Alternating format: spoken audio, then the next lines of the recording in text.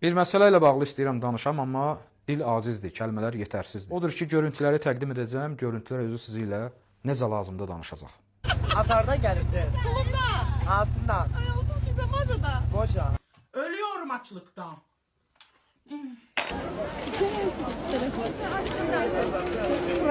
Özümə gəldim bu qədər Qaralmaq istəyirəm.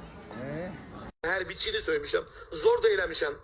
Nə demişəm? 5 dəfə artığını deyirəm, zor eləmişəm. Bəzən düşünürəm, görəsən bu qədər ki, şəhid vermişik, bu qədər oğullar əlil olaraq həyatlarını çətin bir vəziyyətdə sürdürməyə çalışırlar. O qədər ataların beli büküldü, o qədər analar gənc yaşında saçlarına ağ düşdü, qaraya büründülər, yasa büründülər. Görəsən bunlar üçün idi? Görəsən bunlara görə idi bu qədər analar övladlarından ayrı düşdülər. Bu qədər xanımlar həyat yoldaşlarına həsrət qaldılar.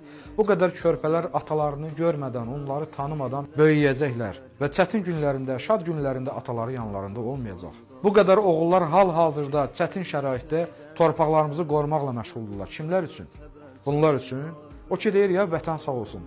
Vətən bunlar üçün sağ olsun. Bunlar vətənin sağlığını düşünənlərdirlər.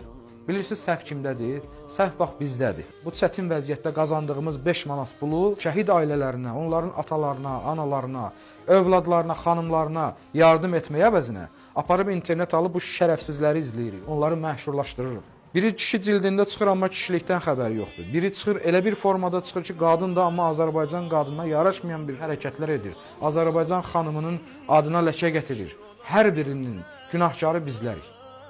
Bizlər bunları çıxardıb bura çatdırmışıq. Bizlər bunları məşhurlaşdırırıq. Və onu da bilin, sabahsı gün bu vətənə qarşı yenidən bir hücum olsa, bu kişilikdən xəbəri olmayan bir şərəflər heç bir zaman bu vətən üçün gedib vuruşmayacaqlar. Zəhmətlə qazandığınız o 5 manat pulu aparıb bunların qarınlarına tökməyin. 3000-dən yuxarı şəhidimiz var.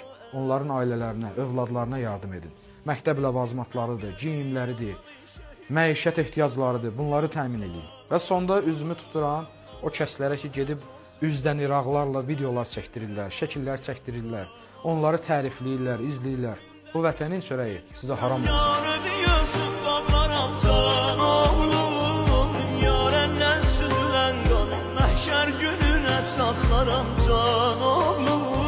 Tərif edib səni Qur'an məkanın cənnəti rizvan can qardaş. Səninlə fəxr